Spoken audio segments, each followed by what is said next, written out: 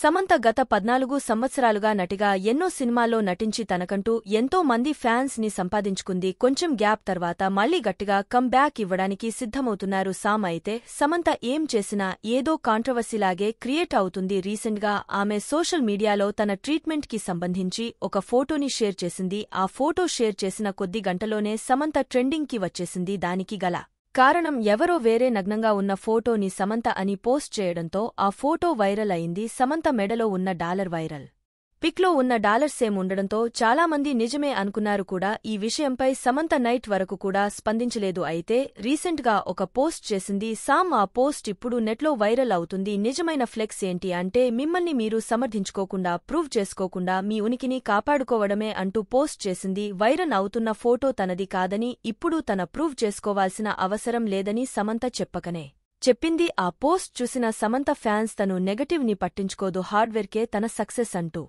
Comments పెడుతున్నారు. అలాగే ఆ ఫోటోని వైరల్ చేసిన వారు ఎవరైనా సరే పనిష్మెంట్ దొరకాలని ఫ్యాన్స్ ఆశిస్తున్నారు.